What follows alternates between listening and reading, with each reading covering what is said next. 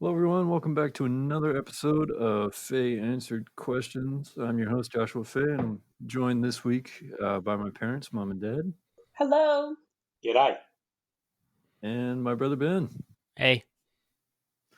Awesome. And this week, the topic is going to be all about finances. But the first question to get onto topic is what is a 401k?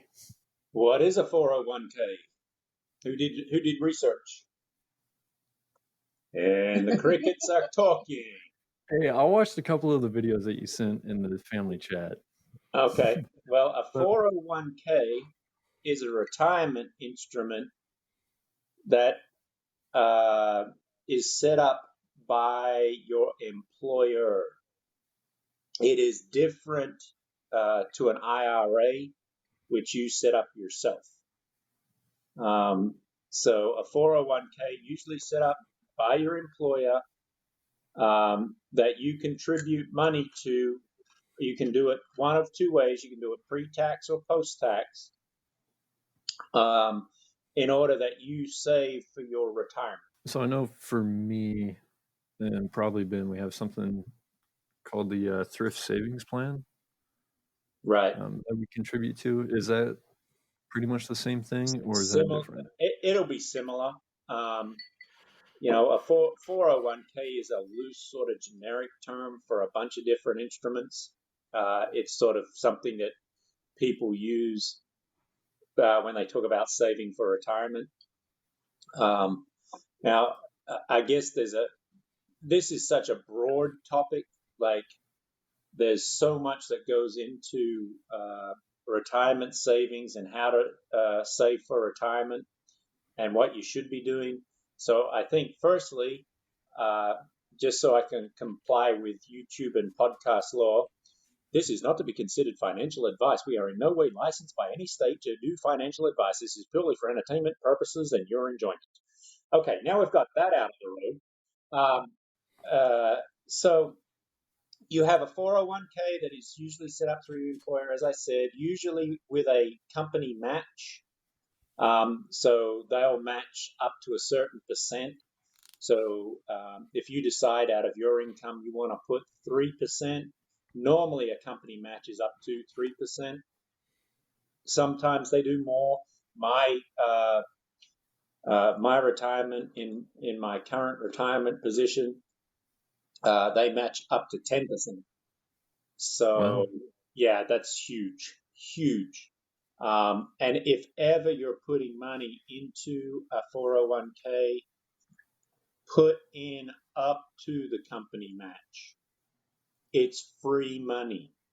Right. Yeah, it wouldn't make sense to do any less. No, so take their money.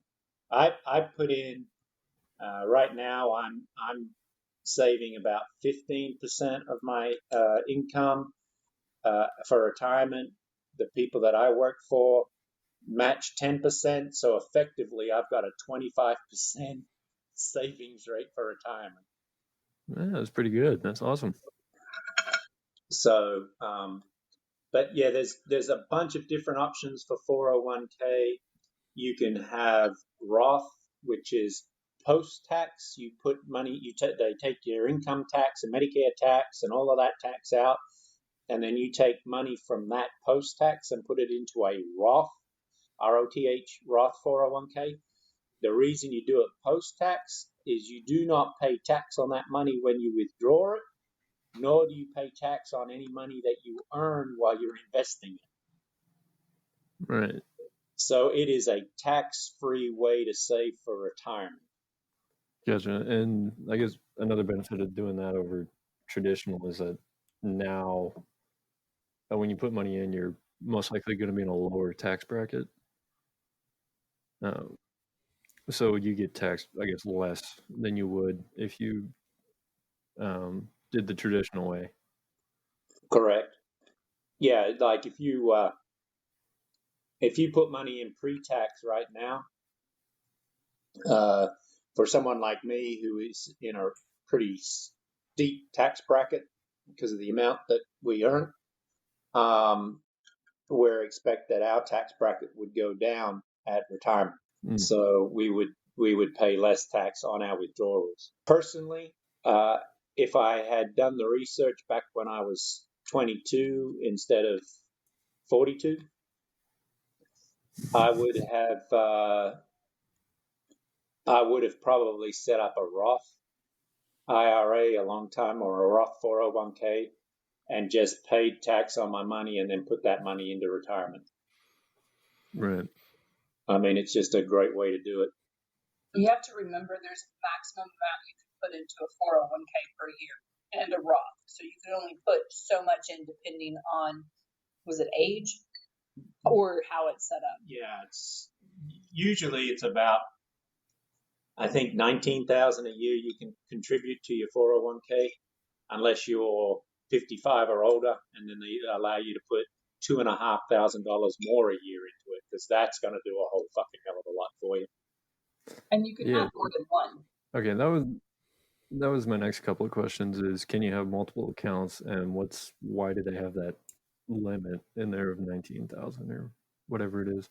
The limit is to stop the ultra wealthy from piling all their money into their retirement account and not paying tax on it.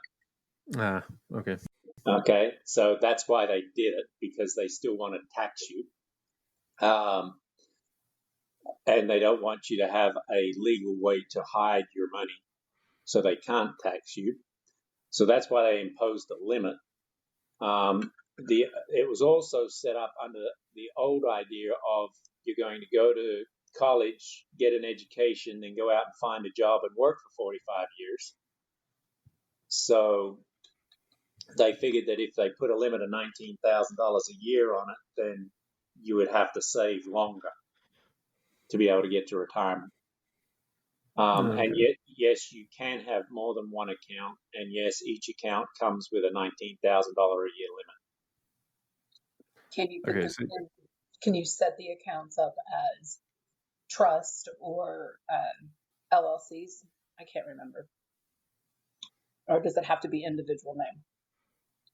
That's a good question, and that would be for a financial planner. I haven't delved that much into it, because what I've done for us is we're contributing heavily to the 401k through my employer, but then I have set up the Roth IRA through our stock trading account. And so I'm putting after-tax dollars into that and trading through a Roth IRA, and I will not pay any money on anything I earn. I won't pay tax on anything I earn in that account once I hit 59 and a half. Okay. So that's the other thing, which while we're on 401ks, very quickly, and it's a loophole, and I probably shouldn't put this out there because I'll shut it as soon as they find out about it. But health savings accounts, if you have a health savings account, it is not taxed. It is not taxable. So you're putting money into an account that you are saving for medical expenses. You can invest that money in the stock market, and it is not taxed when you earn money in it. It operates almost exactly like a Roth IRA. The only thing is you have to use it for medical expenses. The loophole comes that you can put a receipt from 20 years ago as proof of a medical expense and draw that money out of your health savings account after you retire. So you could get just a random doctor's note for like $100 or whatever, and then have an account that has. If you go to the doctor, you guys are young. So if you set up a health savings account, trade stocks through it, make $40,000, $50,000, $60,000 plus or whatever you make on your stock market account, because you guys have got a long way to go to your retirement. So, we're talking hundreds of thousands for you guys. And you go to the doctor and you get your bill from the doctor that you pay out of pocket. You don't use your health savings money to pay for it. You just pay it out of pocket. Keep investing all that money in your health savings account. When you retire, whenever you guys decide to do that at 60 or 65 or 45, or whenever you guys decide to pull the pin, you can literally take that receipt from today for 20 years ago and say, hey, I paid this money, and pull that money out of your health savings account. And that receipt's the proof that you spent it. But you can only pull out as much as the receipt says, or can you pull out all of it? No, you can only pull out whatever the receipt says. Health savings accounts, each year you can only put so much into it. Yeah, they've limited everything. I think a health savings account's $7,500 a year. And sometimes your employers will match in that. They will put in there as well. I've had a previous employer that, because of the way they did their insurance, their health insurance, they had it for, they did a health savings account, and you could put so much from your check in there, but they were still putting like, I want to say 2% in there, like so much every month. It wasn't every week. It was every other week or every month they would put so much into that account. And then you can just keep it and keep adding to it. But you had to have a receipt or prove that it was medical expenses that you used it for. Yeah, that's the only thing with a health savings account as a retirement account, is you have to be able to prove it was medical expense, or you will get taxed on a withdrawal. On the health savings account, there is another one. Not a health savings account, a health spending account. That is use it or lose it. Every year you're putting money into that, but you don't get to keep it if you don't end up one year you don't have any medical expenses, or you don't have to buy a lot of over-the-counter drugs or whatever. You end up losing that money that you put in. You can't roll it over. So you have to read all of the stuff put in front of you for insurance and different accounts so that you know how to work that account. Yeah, we're talking about a HSA, a health savings account, not an FSA, a flexible spending account.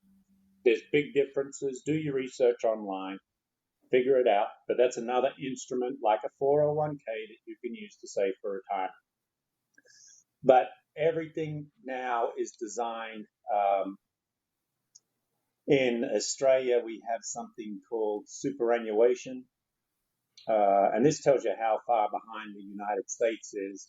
Australia instituted compulsory superannuation, which is compulsory 401k, where you have to have so much % of your income go into that back in the 1980s, in the mid 1980s. And Wow.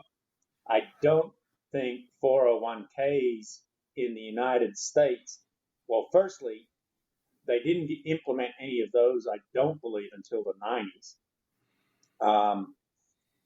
And I don't believe even today, they're compulsory. I don't believe you have to do it. Yeah, no, not from what I've heard. I think it's an optional thing still here. But my advice is, if you are 40 years of age or younger, you better start planning your own retirement, because you are going to be in the generation that gets told Social Security is not there to support you. It barely supports old people now. Well, yes, but it's still there. But I don't think you guys will have it. I think they will do away with it. All this stuff, like financial stuff, for me, it's been something that like I've never really understood that well. Like I work much better with stuff on like math and engineering and science stuff, because it's all like, for me, it makes sense, right? You have this role, you can't do this, so you must do this sort of thing. But when it comes to like finance, it's just nothing. I've never done anything like with it, never understood it. And I remember being frustrated when I had to take my like one mandatory like economics class first year of college. I took principles of microeconomics. Right. Yeah, I felt like the idiot in the class. Like I understood nothing that was happening in there. Economics is hard. I took like 3 economics classes in college, and we got to like Econ 3 or whatever, and they started doing like derivatives and calculus in it, and I was like, nah, fam. I don't even know how I ended up passing that class. I don't know how. I think I cheated.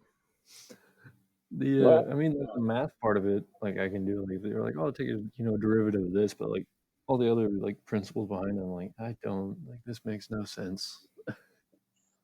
It's interesting, and it's there's a lot going on, and particularly in the world right now, there's a lot going on. I mean, you can go down the rabbit hole of finance gurus and stuff on, say, YouTube, and you can be lost in there for months. Yeah, and that's one of the things that frustrates me is when you go online, see these YouTube videos, they're like, oh, you just need to invest, X amount of money in, stock market or whatever every month, and make sure you find something that's got X amount of like return on it. Right. Like I don't know how to go from there to finding one that or something. Well, next time you're home, we'll sit down when you're home and go over it all. Yeah. Make it visual for you. It is a rabbit hole, and I will tell you that if I had started my research and journey when I was your age, I would be way further on than where I am today. And I think a lot of people, particularly in America, retirement is something they just don't plan for. And it's going to get worse, and it's going to get a lot worse, which I think is what we're going to talk about next, right? Yes, it is. So I think what we're talking about next is the coming crash, the economic doom that is fixing to hit the globe. It's not going to be just a U.S. thing. All signs point to a global Great Depression within the next, I don't want to put a specific time frame on it, but, within probably by 2025, we'll be in a global economic depression. Woo, can't wait. Sounds fun. Which is very important to know this so that between now and then, you can get all your debt paid off. So you can go into it without debt, which means whatever you're making, you can live off of or invest or be able to pay cash for a place to live or that type of thing. It's very important that you don't carry debt into a global depression. So I think give a brief history real quick and sort of catch everyone up. The world economy up to the beginning of, or the end of 19, I guess, and the beginning of 2020 was booming. We'd had a 10-year bull run in the United States stock market. It had been the longest running bull market that we've had. We'd sort of gone through the Great Recession of the 07, 08, 09 housing fiasco that we let all the global bank executives off the hook for. They should have gone to jail for what they did, but none of them spent any time in jail. Classic. Yeah, the government gave them amnesty, which of course is what the government does. But that's a whole nother topic. Anyway, the banks, the giant banks, the Goldman Sachs, the Lehman Brothers, which actually went bankrupt, those big banks are what caused the housing bubble crash of 07, 08, 09 and the subsequent Great Recession. And that was then followed up with what we called quantitative easing, brought in by the Federal Reserve, where they started printing money at a great rate, and they just handed it out to companies. That money was meant to trickle down to the small guy at the bottom. It didn't. They held that money. They used that money for company stock buybacks. They used that money to pay their executives big bonuses, and it never trickled down. So a very few made billions, and the rest of us got to pay the price. And what's happened since then is we've had interest rates at all-time lows for the last 12 years. Interest rates are, again, now due to the COVID-19 pandemic, back at the Federal Reserve level near zero, which means that the average person, if you go to get a mortgage, say now, you're paying about 2.75%, which is ridiculous on a mortgage. I mean, that is so low, it's crazy. Mm-hmm. And people are doing a fixed mortgage. Yeah. So they're going in and they're getting a 30-year mortgage fixed at 2.75%. So for the life of that loan, that's the only amount of interest that they're going to pay. So what that means is, firstly, you can, because we've been trained over the last 60 years to look at monthly payment, not price. So you go in, and back when, say, my parents bought a house, or even when your mom and I bought our first home, we would look at the price of the house, and that would determine whether or not we'd buy it. Right. Makes sense. Yeah, because, I mean, we knew in ourselves there's no way we can afford a $300,000 mortgage. That's just not going to happen. But based now on where interest rates are, if I go in and fix my interest rate at 2.75%, the payment on a $500,000 mortgage is almost, it's about $200 more than what my current mortgage payment is, and my home is not worth anywhere near $500,000. Damn. So people are doing that, and they've been doing that since 2008. They've been going out and buying more than what they can actually afford. And so because their mortgage payment is low, they've then gone out and bought new vehicles. And I don't know if you guys have noticed this just in your lifetime, because we don't buy new vehicles and we don't finance vehicles per se, because that's not something we do. We'd rather pay cash for a vehicle and not have a payment. But just in the vehicle industry, just in my lifetime, you've gone from where you would go to purchase a vehicle and they would only give you a 48-month or 4-year loan, to now the average is 72 months or 6 years.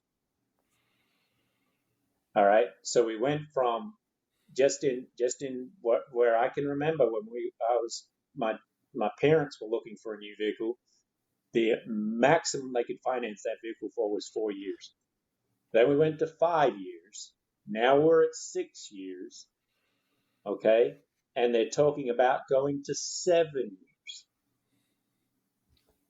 That's on a brand new. And that's on a brand new car. But of course, you understand that back 25 years ago, a Ford pickup truck cost $15,000. Now a Ford pickup truck costs $80,000. That's nuts. Yeah, nice, that is. You're gonna spend your whole life paying off a car. Yes. Well, and that's more than my mortgage. And it's a depreciating asset.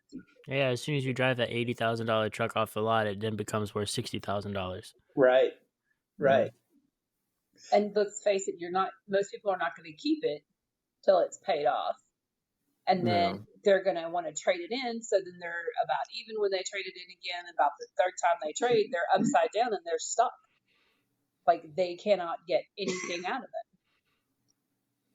But I think, particularly with the videos that I sent you guys to watch and that kind of stuff, basically what I'm saying is the current economy since the 2008-09 crash has been based purely on debt. All that money that's been going into the stock market has been based on the quantitative easing that the Federal Reserve did. So it was borrowed money from the Federal Reserve by companies. And they put that into their stock buybacks and everything, and it's sent the stock market to an all-time high. I think Tuesday it hit 30,000 points. The Dow Jones hit 30,000. The first time it's ever hit 30,000 points. And the society as a whole across the globe has financed everything, and there's this huge debt snowball. And what's going to happen, particularly, with talk of an incoming administration locking the country down for 4 to 6 weeks to get COVID-19 under control, how are people going to pay for their debt? If you can't work for 4 to 6 weeks, how are you going to get money to pay for your debt? Oh, this is well, unemployment. That's where unemployment comes in, right? Yeah. Right, but where does that money come from? But they just print it, right? Yeah, they do. They just print it. And where do they get the money to print the money? Off the press. They just put the money that's on the press back into the press.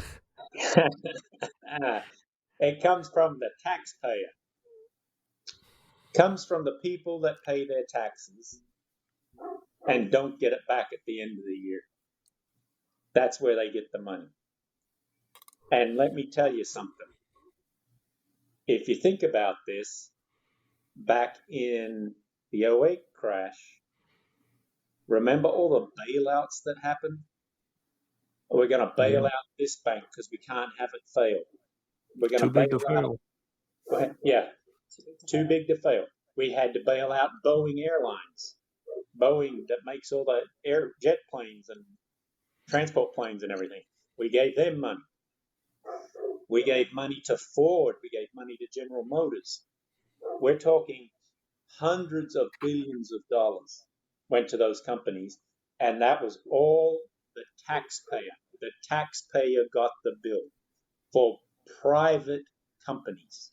The idea of owning a private company was if you're good, you survive. If you're not, you don't. But now we've got into the point where if you're a private company, you can walk hat in hand to the government. The government will give you $100 billion and the taxpayer will pay the bill to keep your private company going, because as a manager, you're too damn stupid to put some of your profit aside and save it to keep your company going in a bad time. And what's going to happen is there comes a point in time, and it's coming very quickly, where the taxpayer will no longer be able to afford the free money that the government's giving out. Like a lot of people just got money from the government for the COVID-19 crisis. They got sent a check from the government for like $1,200. Yep, right? I got one of those. I got one. Right. Where does that money come from? Taxpayer money. That was my tax return. Yeah, it's taxpayer money. It's the taxpayer's got to pay the bill. And Ben, you said unemployment when we shut the country down for another 4 to 6 weeks. It's going to be the taxpayer paying that bill, because if we have to pay these people unemployment, or we give them, I think the plan is $2,000 a week for fucking 6 weeks. They're trying to do that. Yeah. Damn. Hear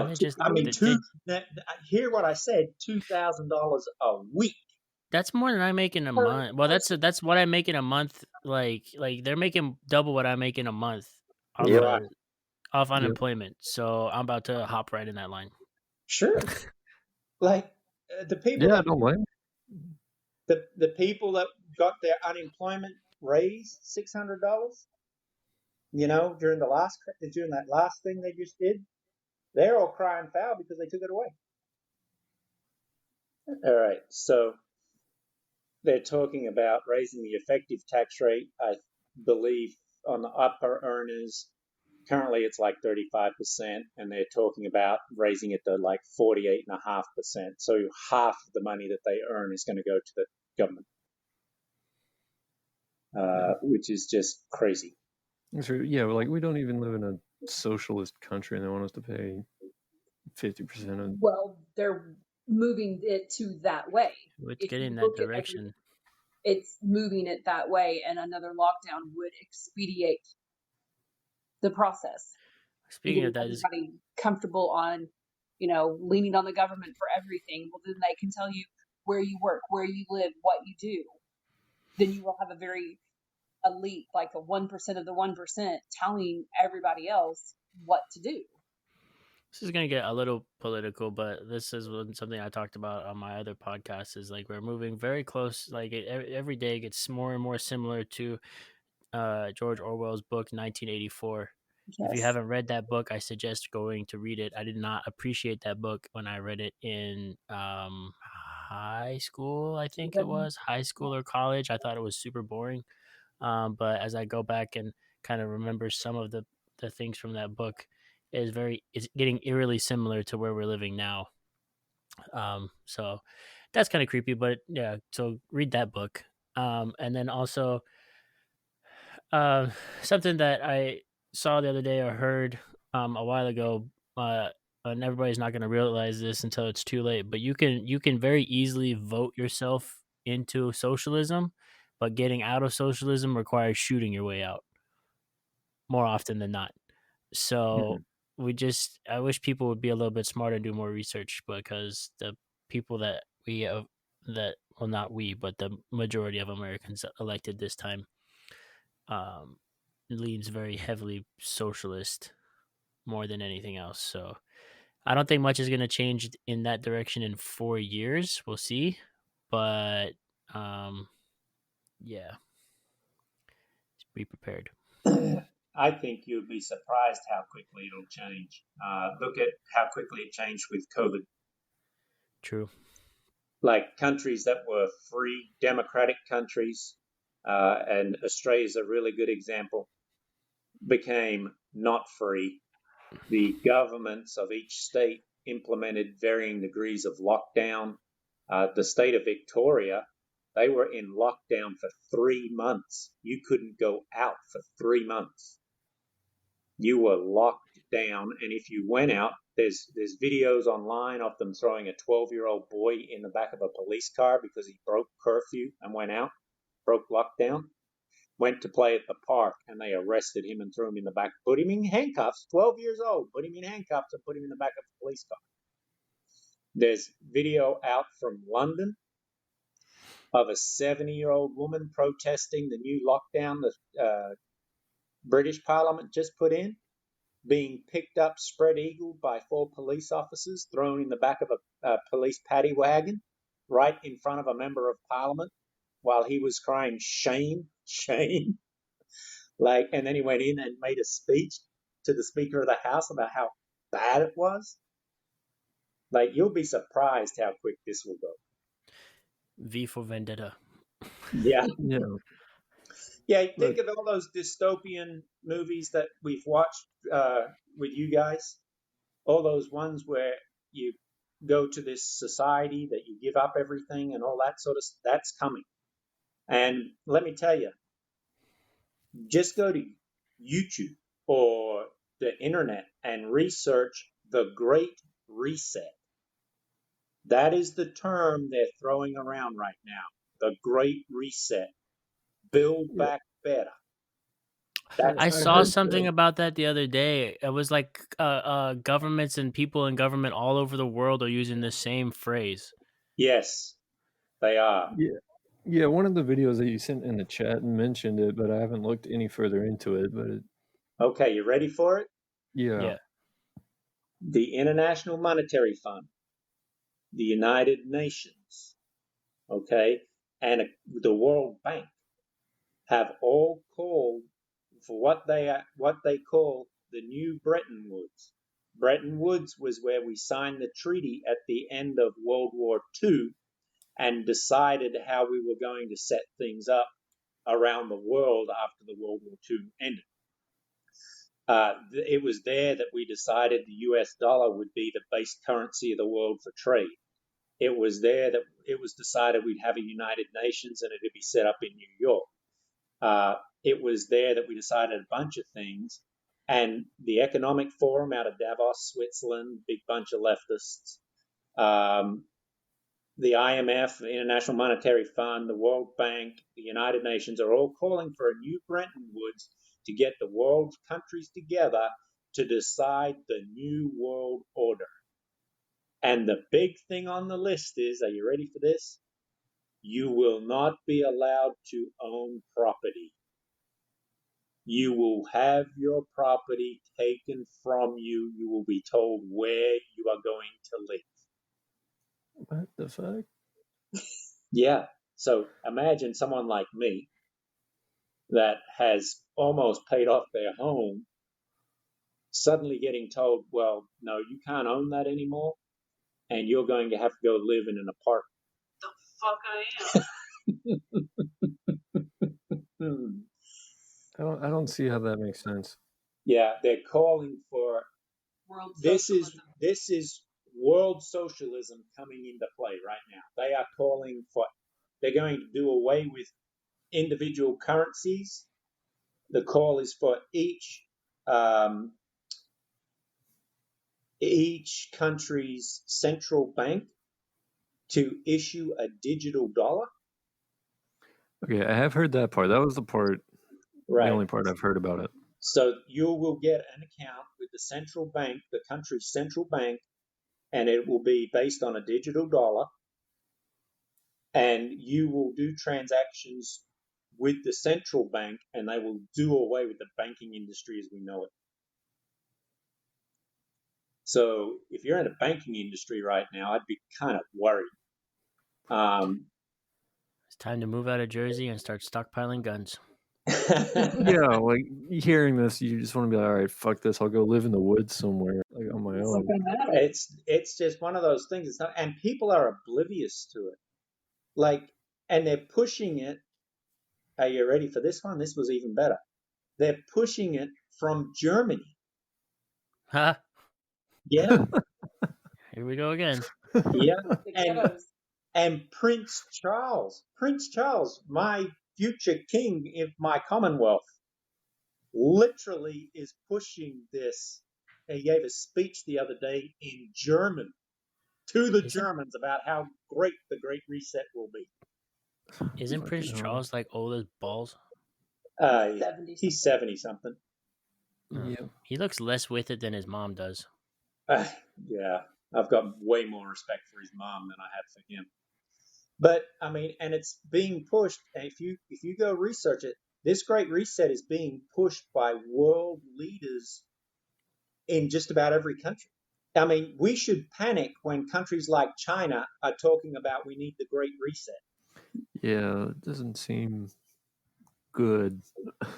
I mean, it is pushing everyone. It's forcing, and I'm going to go beyond socialism. It's forcing communism on everybody. So much for the Cold War. Yeah, I mean, and I can't imagine, like you guys have pointed out, I can't imagine someone going up to a Vietnam War veteran that owns his home, that likes to live the way he likes to live, and saying, "You no longer own your home, Mr. Smith." Yeah, good luck with that one. Mr. Smith is going to tell you you're going to have to pry it from his cold, dead hands. And that will be an inevitability. Yeah, and so it's there's a lot more to the Great Reset that they're talking about. They're talking about, you're going to do away with everyone's currency. It's going to go to one world currency.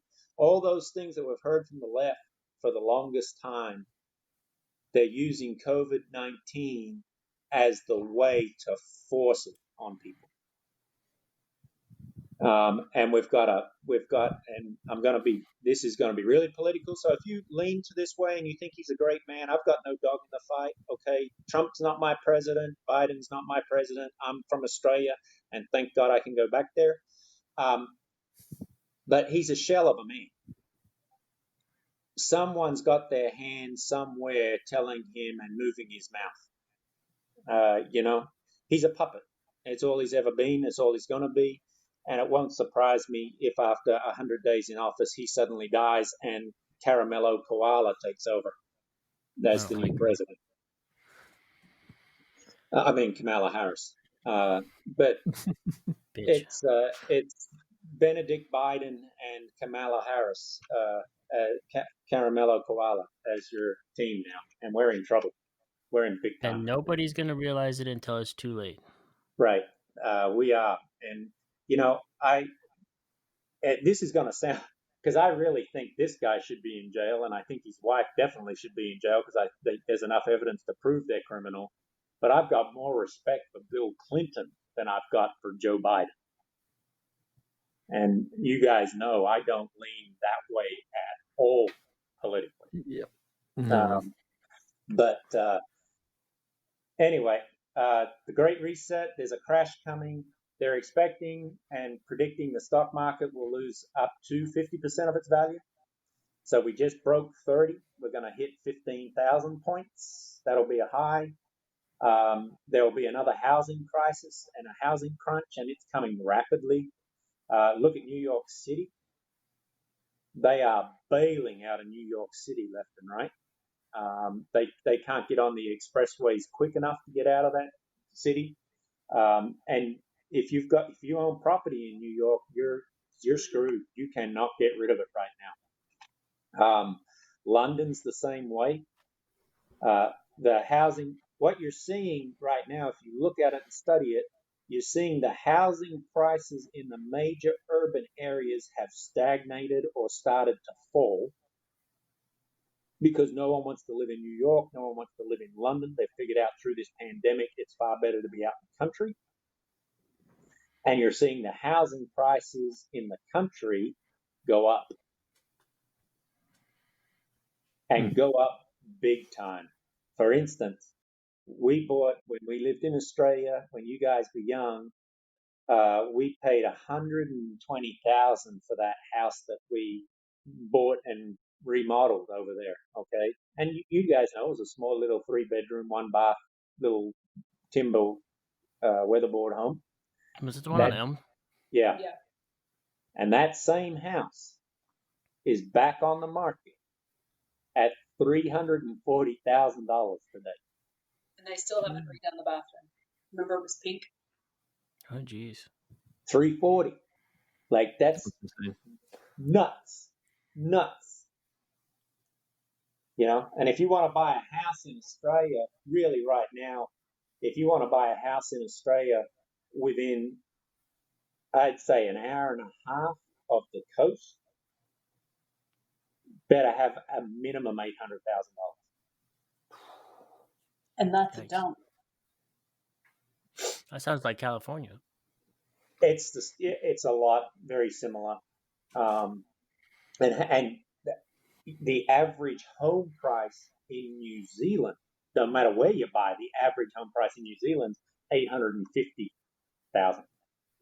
That's why when you watch these tiny home movements and that kind of stuff, and they say, "Oh, we paid $150 for this," and everybody goes, "Oh, that's great," and we're sitting here going, "What?" But when you look at the relative cost between it, when a basic house is $850,000 and you can get in a tiny home and pay cash for $150, it's a great deal. I think you're going to find, housing prices are not sustainable. The British, and I can't think of his name right now, the British gentleman that I've been sending you the videos from, he wrote an article for the British Financial Times, I believe, where he predicted that home prices were going to go back to 1985 prices. That's how big this crash is going to be. So you're going to go back to where the house we're living in now is going to be worth about $80,000. Oof. So, I mean, and that's a huge, because, most Americans believe and what they've worked for is their home is their retirement. That's where their money for their retirement comes from. It's their house. Right. And if we lose so much of that wealth in people's homes, then you've got people that are approaching retirement, that 58 to 65 range, that would probably normally sell their house, get all their equity out of it, invest that into the stock market to live off and buy a smaller place for cash. And that's how they finance their retirement. Those people are going to lose on the stock market side of things. They're going to lose on the housing side of things. and the job prospects. Their job prospects are gone. The welfare system is going to be hurting and probably crumble. There's going to be mass poverty in a very short time. Right. Can't wait for that. Yeah. That's why I say no debt. Get rid of it quickly. And I think that's the big thing. The big thing to take out of this coming crash is that it was all financed by debt. Like when my grandparents grew up, they grew up through the Great Depression, and so they learned to save, and they learned not to take on more debt that you can service, and make sure that you're saving money on top of that, investing it to make money, and they retired wealthy. But they never showed their wealth. They didn't do the flash stuff. The next generation, which will be probably you guys, if you go through this Great Depression that's coming again, this big crash, you're going to learn the exact same thing. Debt's not so hot. Don't take on a crap ton of it. Live well below your means and invest the rest. And it's the only way you're going to do it. Unless we get the Great Reset, then you won't have to worry about it because you won't be allowed to own anything. You'll be told where to live, and you'll be given a minimum wage by the government. Of course, you'll also be told what job you can take. Fantastic. What an uplifting note to end on. We're not here to uplift. We're here to inform. Hopefully that clued you in on to some things to research, some topics to look up a little bit later, and keep you informed the next time an election comes around. But some housekeeping things at the end. Please send us emails. We love to answer questions. My brother mentioned his other podcast that he has. That's called What in the World, or What in the World podcast. You can find that, I guess, pretty much everywhere that you find his podcast, and over on Twitch. Yeah, you can find it on Twitch. We do live recordings. We try to do them on Sundays, so I think we'll try and get one in tomorrow. And then if I remember and I'm good about it, I usually try and put the episode up on YouTube within the following couple of days. And then you can also find us on Apple Podcasts, Google Podcasts, and wherever you find your podcast, whatever, a lot of other podcast listening services as well. But yeah, there should be links in the description for at least one of the most recent 2 videos on YouTube for those as well. Nice. So until next week, I've been Josh. I'm Mom. I'm Dad. I'm Ben. Don't forget to hit the like, subscribe, and the notification bell. See ya.